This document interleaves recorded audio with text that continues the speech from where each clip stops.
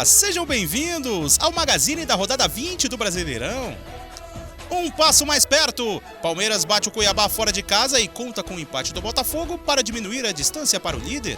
No apagar das luzes, Santos e Flamengo marcam no fim da partida e conquistam vitórias importantes em jogos difíceis. Massacre tricolor, com a atuação de Gala, Bahia atropela Red Bull Bragantino e começa a escrever nova história na primeira rodada do retorno. E ainda, o empate entre Cruzeiro e Corinthians no Mineirão e o tropeço do Colorado em casa. Você acompanha toda a emoção da 20ª rodada agora, no Magazine do Brasileirão Açaí 2023.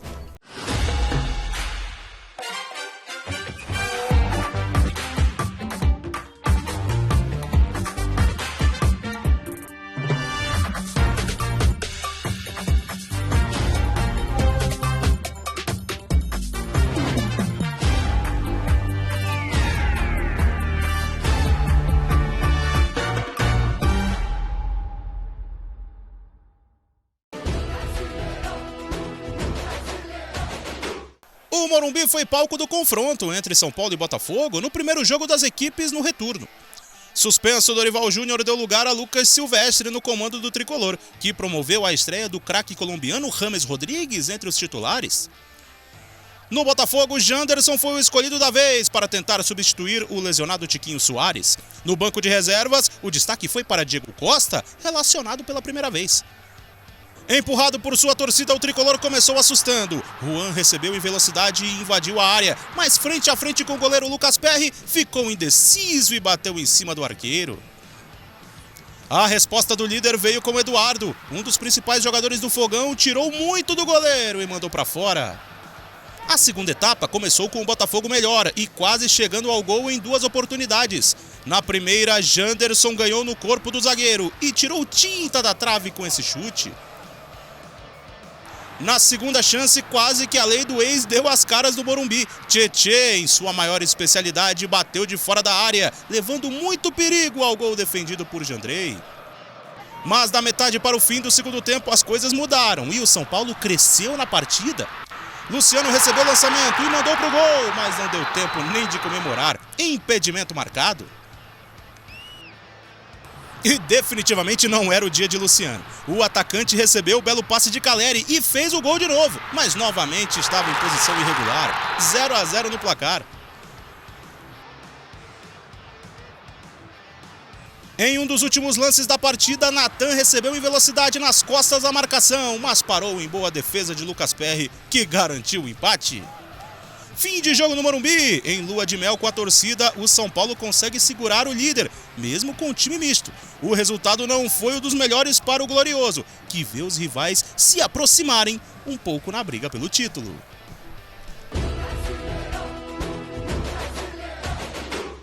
Em Porto Alegre, o Beira-Rio recebeu o confronto entre Internacional e Fortaleza na tarde de sábado. Eduardo Cudê mandou a campo um Inter mais misto, pensando na decisão do meio de semana contra o Bolívar pela Libertadores. Já o Fortaleza de Vojvoda entrou com o time titular, tendo o trio de ataque formado por Marinho, Machuca e Galhardo. Quem começou o jogo com tudo foram os visitantes. Caio Alexandre apareceu livre na entrada da área para finalizar, mas Nico Hernandes estava bem posicionado e afastou o perigo. Mais Fortaleza, dessa vez Marinho partiu com espaço e foi derrubado dentro da área por Depena. Pênalti marcado para o Leão do Pici. Para a cobrança, Thiago Galhardo, o ex-colorado, não perdoou e abriu o placar para o Fortaleza. A resposta colorada quase veio na cobrança de falta de Bruno Henrique, mas a bola caprichosamente tocou no travessão.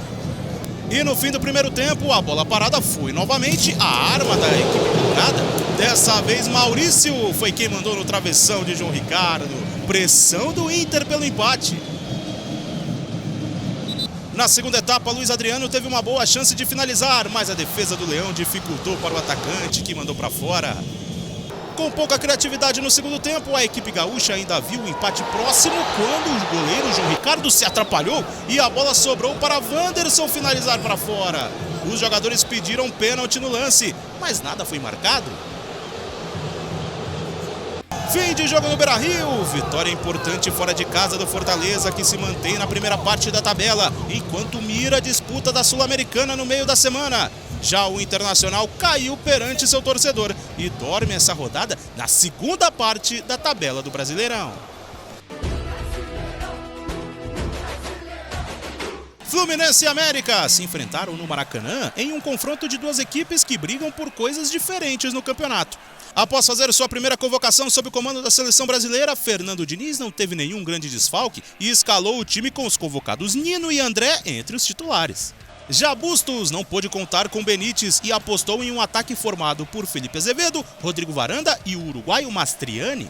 A primeira etapa foi bem movimentada, com chance de gols para as duas equipes. O Fluminense chegou com Lima, que mesmo sendo puxado conseguiu bater. A bola passou pelo goleiro, mas Maidana apareceu como salvador e afastou. A oportunidade do América aconteceu devido a um erro bizarro do Fluminense. Fábio saiu jogando errado e deu a bola no pé de Mastriani, que mesmo com o gol aberto mandou para fora, desperdiçando uma chance incrível. Mas os gols ficaram reservados para o segundo tempo. Em um contra-ataque mortal, Varanda encontrou o Felipe Azevedo no meio da área. O ponta do Coelho bateu com força, sem dar chances para Fábio, e inaugurou o placar. Perdendo o jogo, o Fluminense foi com tudo ao ataque, em busca da virada, e não demorou para colocar um empate no placar. Keno cruzou na medida para John Kennedy, que subiu mais do que todo mundo e de cabeça deixou tudo igual. E a virada saiu dos pés dele, Germancano! O artilheiro tricolor aproveitou o bate-rebate e pegou firme de peito de pé para colocar o Flusão na frente. Na comemoração, o argentino fez o famoso L, mas dessa vez em homenagem à sua filha Leonela, que nasceu na manhã de sábado. Já nos últimos momentos da partida, John Arias deu números finais ao confronto. O ponta colombiano roubou a bola na intermediária, carregou e bateu de fora, no cantinho, sem chances para Matheus Cavicchioli. Belo gol de Arias, 3-1 Flusão. Fim de um grande jogo no Maraca. Vitória importante do Fluminense, que com o tropeço do líder Botafogo diminuiu um pouco a distância e ainda sonha com o título. Já o América segue com a péssima fase, se afundando cada vez mais na lanterna do Brasileirão. Na Arena Pantanal, Cuiabá e Palmeiras mediram forças na noite de sábado de futebol.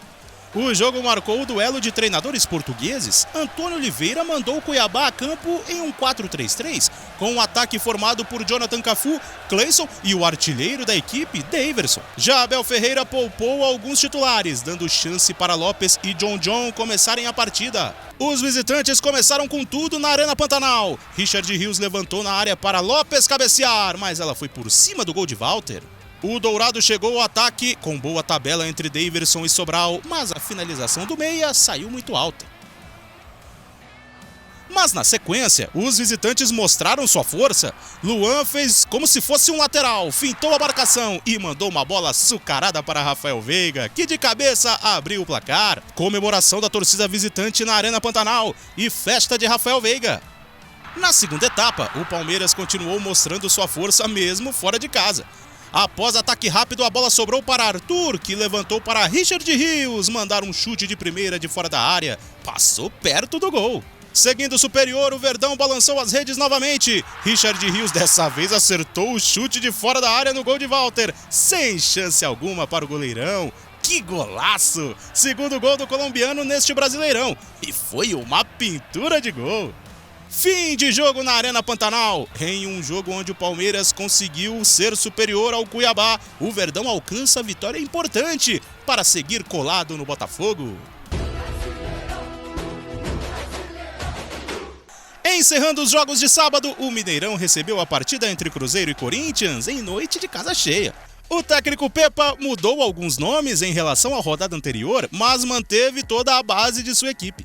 Já Vanderlei Luxemburgo foi a campo com uma escalação alternativa, contando somente com o goleiro e capitão Cássio dentre os seus principais titulares. Destaque para a estreia de Lucas Veríssimo com a camisa corintiana.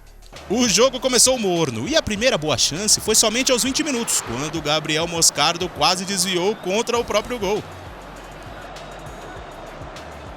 O Cruzeiro começou a dominar e criar algumas oportunidades, como na boa jogada e finalização de Arthur Gomes. E em outra boa jogada e chute, agora de Wesley, novamente parando em Cássio. Após algumas chances, a Raposa enfim tirou o 0 do placar. Em contra-ataque rápido e bela triangulação de Wesley e Bruno Rodrigues, Rafael Elias recebeu na área e mandou de primeira. 6 chances para Cássio. 1-0 Cruzeiro. Já na segunda etapa, a Raposa por muito pouco não ampliou o placar. Lucas Silva cruzou na área e Luciano Castan, de cabeça, parou na sensacional defesa de Cássio. Rafael Elias ainda teve a chance no rebote, mas mandou para fora. Nos instantes finais de jogo, o Cruzeiro ainda teve uma grande chance de ampliar o marcador agora com Robert. Nicão deixou o camisa 80 cara a cara com Cássio, mas o atacante mandou no travessão.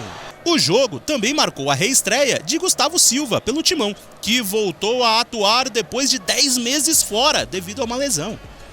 E como diz o ditado, quem não faz, leva.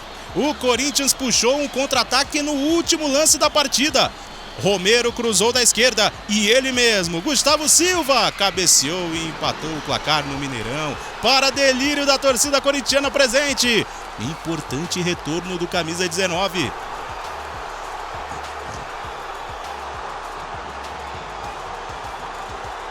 O Corinthians somou um ponto importante fora de casa e segue tentando se afastar cada vez mais do Z4, enquanto o Cruzeiro chegou a 6 jogos seguidos sem vencer na competição.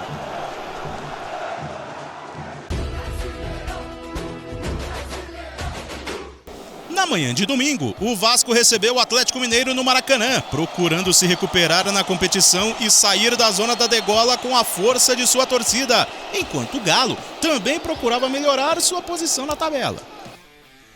Emiliano Dias mandou o Vasco a campo com Verrete de referência e Serginho Ipec no ataque. Enquanto o Galo, sem Filipão, suspenso, foi comandado por Carlos Pracidelli, que formou um trio de meio-campo brigador, com Otávio, Batalha e Igor Gomes mais à frente. O Vascão, fortemente apoiado pela sua torcida, iniciou o jogo com tudo. Em chegada de Lucas Piton na esquerda, Verrete apareceu para cabecear, Everson foi bem e defendeu na primeira, mas no rebote, Serginho só empurrou e foi comemorar. Muita festa no Maracanã, placar aberto no confronto. Embalado pelo primeiro gol, novamente a ligação de Lucas Piton e Verrete se fez presente. Em bolão do lateral, o atacante argentino mostrou sua presença e mandou no travessão de Everson. Procurando voltar a partida, Hulk encontrou o bom passe para Paulinho finalizar, mas ela foi para fora. Lamento de Paulinho, após desperdiçar a única boa chance do Galo no primeiro tempo. No segundo tempo, após pressão no erro da defesa do Vasco, Hulk finalizou no meio do gol e facilitou para Léo Jardim. Se segura o Vasco! Em rápida troca de passes, Gabriel Peck saiu cara a cara com Everson, teve a camisa puxada, o jogo seguiu e ele finalizou para fora. Grande chance do Vasco. Peck reclamou por pênalti, mas nada foi marcado. Com dificuldades de criar chances, a bola parada virou arma do Galo. Hulk arriscou de fora da área, chute com força, mas Léo Jardim espalmou para fora. E em mais uma bola parada, desta vez para o Vascão, Paulinho arriscou e mandou no travessão. Com o campo bem molhado pela forte chuva, Hulk ainda tentou um chute rasteiro da entrada da área, mas novamente Léo Jardim manteve o Vasco na frente. Final de jogo no Maracanã, vitória suada e super comemorada pela torcida do Vasco, que reacende a esperança de se salvar do rebaixamento. Já do lado do Galo, o time estaciona no meio da tabela, procurando melhorar seu desempenho na competição.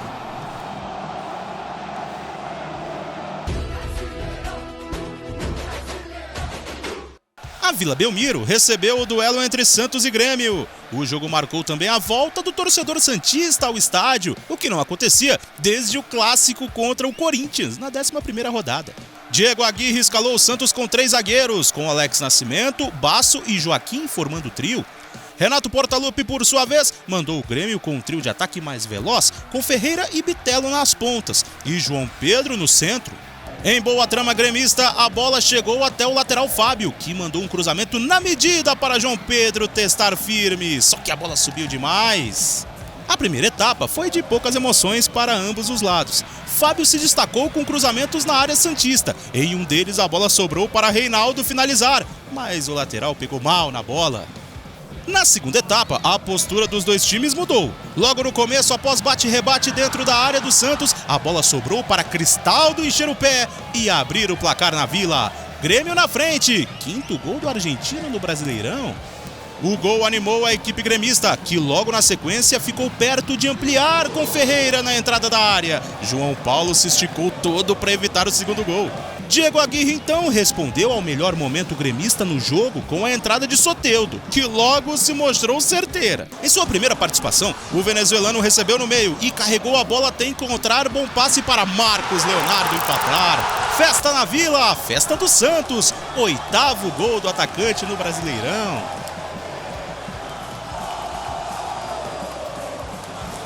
Mas no final do jogo, um lance mudou toda a história.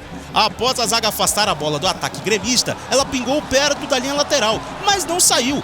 Mendonça se aproveitou do lance e mandou uma trivela para Soteldo, que rolou para Júlio Furti empurrar e virar o jogo. Muita festa de Furti, muita festa da torcida que volta à Vila Belmiro. O torcedor do Grêmio não acredita no que está vendo. Fim de jogo na Vila, o forte apoio da torcida foi recompensado com a vitória incrível conquistada no final. Os 3 pontos aliviam um pouco para o Santos, que segue na zona, mas respirando melhor. Ruim para o Grêmio, que perdeu a chance de encostar nas primeiras colocações e viu o jogo escapar no final. O Coritiba, tentando sair da zona de rebaixamento, recebeu o Flamengo no Couto Pereira, que em situação oposta, briga para se firmar no G4. De volta ao comando da equipe após cumprir suspensão na última rodada, o técnico Thiago Kozlowski promoveu algumas mudanças no Coxa. O mesmo fez Sampaoli, técnico do Flamengo, trocando algumas peças iniciais da última partida, principalmente no meio e defesa. E logo no início da partida, Felipe Luiz cometeu pênalti em Robson. Na cobrança do próprio Robson, o goleiro Matheus Cunha ainda tocou na bola, mas não conseguiu impedir o primeiro gol do Coxa. O detalhe é para o tombo de Robson na comemoração. A emoção é grande, mas calma aí, né, meu artilheiro? E apenas 4 minutos depois, tivemos outra penalidade, dessa vez para o Flamengo, cometido por Marcelino Moreno em cima de Wesley. Gabi, o capitão, foi para a cobrança e em lance parecido com o anterior. O goleiro Gabriel chegou a tocar na bola, mas não impediu que ela balançasse as redes, deixando tudo igual no marcador. O Flamengo passou a dominar o jogo e por pouco não marcou em chute de Gabi, que acertou o travessão do Coritiba.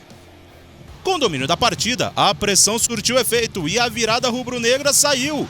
Bruno Henrique fez grande jogada pela esquerda e cruzou na área. Vitor Hugo tocou de cabeça e Arrascaeta completou para o gol, colocando o Flamengo à frente no Couto Pereira. Já na segunda etapa, logo após o pontapé inicial, o time da casa reagiu. Jamerson cruzou da esquerda, a zaga do Flamengo furou e Edu só teve o trabalho de empurrar para as redes, deixando o placar empatado novamente. O Coritiba chegou a equilibrar a partida e criar boas chances, como no cruzamento de Lisiero, onde a bola viajou por toda a pequena área e ninguém conseguiu empurrar para as redes. Mas quem deu números finais à partida foi Gerson, com um golaço nos acréscimos. Ele recebeu a bola na intermediária, ajeitou e mandou um foguete na gaveta, cravando a vitória do time carioca. O Coritiba lutou, mas sofreu sua 4ª derrota seguida na competição, ficando cada vez mais longe de sair do Z4, enquanto o Flamengo encerrou a rodada entre os 4 melhores do Brasileirão. Na Arena Fonte Nova, o Bahia recebeu o Red Bull Bragantino. Renato Paiva tinha à disposição seus principais jogadores e escolheu Mingote para compor o ataque, junto com Ademir e Rafael Ratão. Pedro Caixinha não pôde contar com Juninho Capixaba, um dos melhores jogadores do campeonato, que cumpria a suspensão. Em seu lugar, o escolhido foi Luan Cândido. Empurrado por sua torcida, o Bahia teve a bola parada como grande arma na partida. Em cobrança de escanteio, a bola sobrou para Rezende, que bateu de primeira para vencer o goleiro e abrir o placar. O Red Bull Bragantino respondeu com essa cobrança de falta de Sorriso. A bola tinha endereço, mas Marcos Felipe apareceu bem para fazer a defesa. Mas o dia mesmo era do tricolor baiano. Cauli cobrou o escanteio na medida e Vitor Hugo apareceu livre para testar e ampliar. 2-0 Bahia. Mesmo na frente do marcador, o Bahia não tirou o pé e voltou a todo vapor do vestiário. Ademir acelerou na ponta e cruzou o rasteiro para Vinícius Mingotti chegar batendo de pé esquerdo e aumentar ainda mais a vantagem. O quarto gol do Esquadrão de Aço quase saiu dos pés de Tassiano. O meia recebeu a bola de Gilberto e soltou uma bomba que explodiu na trave. Parecia questão de tempo para a goleada aparecer. E não teve jeito. Gilberto chegou ao fundo para cruzar. A bola atravessou toda a área e chegou livre para Cauli, que de primeira mandou a bola no fundo da rede. Chocolate na Arena Fonte Nova. 4-0 Bahia. A atuação de gala dos comandados de Renato Paiva, que foram superiores do começo ao fim e mereceram golear. Já o Bragantino, após a derrota, mira o confronto contra o Cuiabá na próxima rodada. No Ailé Pinheiro, em Goiânia, Goiás e Atlético Paranaense encerraram a rodada 20 do Brasileirão Açaí. Na luta contra as últimas posições, Armando Evangelista escalou o Esmeraldino com João Magno no comando do ataque. Em busca de entrar no G4, Wesley Carvalho mandou o Furacão a campo com o que ele tinha de melhor. Logo no começo, quase um gol de jogada ensaiada, o Atlético saiu jogando no escanteio e Fernandinho deixou Canóbio na cara do gol, mas o atacante chutou por cima. Na primeira chegada do Goiás, pênalti marcado. Alano cruzou na área, Kaká chegou bloqueando e a bola bateu no seu braço. Mas o árbitro foi chamado no monitor do VAR e mudou a decisão, porque a bola pegou na perna de Kaká antes de tocar em sua mão. Nada de pênalti. De novo Canóbio, dessa vez ele mandou uma bomba da intermediária e Tadeu caiu para jogar o perigo para escanteio. No fim do primeiro tempo, um golaço de Vitor Roque. O garoto de 18 anos arrancou pela esquerda, trouxe para dentro e mandou uma bomba no ângulo de Tadeu. Tá em choque? É gol do Vitor Roque. Quase mais um do Furacão na volta do intervalo. Coelho cruzou na área e Kelvin recebeu completamente sozinho. O lateral não conseguiu pôr força na bola e Tadeu salvou o Goiás. Quase um empate dos donos da casa. Guilherme cobrou o escanteio, Edu cabeceou e tirou tinta da trave. A bola ainda bateu em Kelvin, mas a arbitragem marcou o tiro de meta. E a pressão surtiu efeito. A Alisson saiu do banco para empatar o jogo para o Goiás. O meia recebeu o passe e bateu cruzado, sem chances para Bento. Fim de jogo e fim de rodada na Serrinha. O Goiás somou mais um ponto na luta contra o rebaixamento. Com o empate, o Atlético perdeu a oportunidade de entrar no G4 da competição.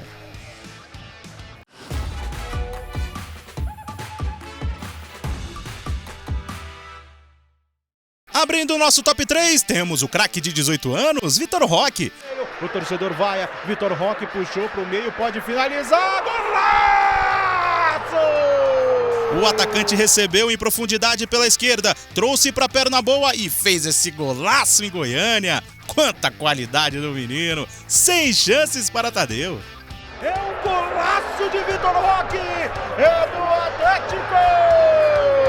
Na Serrinha e ele não quer ouvir nada. Na segunda posição, um gol que além de lindo foi importantíssimo. Gerson, já nos acréscimos, soltou essa pancada de canhota na gaveta para dar a vitória para o Flamengo diante do Coritiba. E o gol mais bonito da rodada é de Richard Rios. O meia colombiano do Palmeiras aproveitou o rebote, dominou com tranquilidade e mandou de longe para fazer um golaço. A sobra ainda é do Rios, deu no gol! Bola no ângulo, uma pintura de Rios que garantiu o top 1.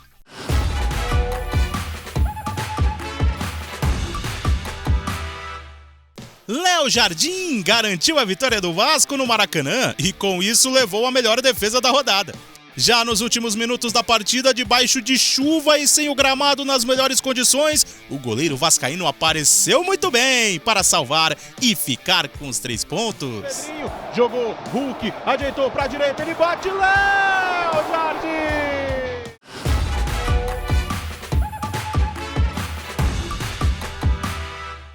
O drible mais bonito da rodada ficou com o Emmanuel Martinez, do América. O meia tirou a bola do chão para dar um chapéu humilhante no marcador, que até se machucou na jogada. Drible absurdo de Martinez, com uma categoria de quem entende muito.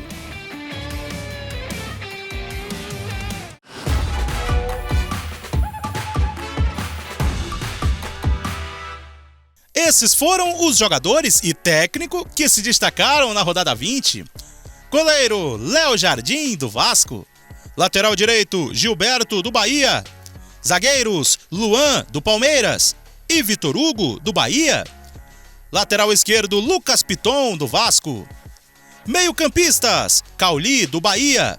Gerson, do Flamengo. E Rafael Veiga, do Palmeiras. Ponta direita John Arias, do Fluminense. A ponta esquerda é de Soteldo, do Santos. E o centroavante é Marcos Leonardo, do Santos. O técnico é Renato Paiva, do Bahia.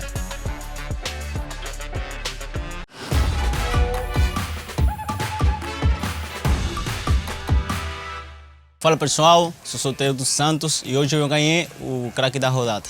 O craque da 20ª rodada do Brasileirão é o baixinho Soteldo.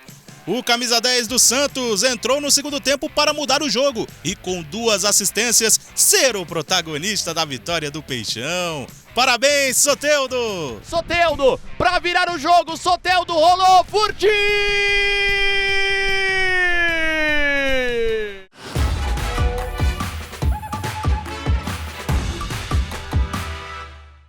Após a 20ª rodada do Brasileirão, a classificação é essa. O Botafogo viu a sua distância para o vice-líder diminuir, mas ainda está muito confortável. Na segunda parte, mesmo com a vitória, o Santos segue na zona de rebaixamento com 21 pontos.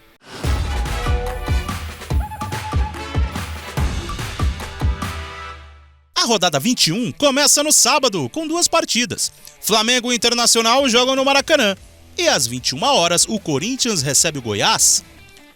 No domingo, teremos 8 partidas do Brasileirão a sair. Pela manhã, o Red Bull Bragantino recebe o Cuiabá.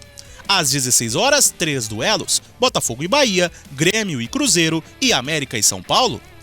E às 6h30, 4 jogos acontecem simultaneamente no domingo. Palmeiras contra Vasco no Allianz Parque, Atlético Mineiro e Santos, Atlético Paranaense e Fluminense e o Fortaleza, que recebe o Coritiba em casa. E por hoje é só, no nosso Magazine da rodada 20. Nos vemos na próxima!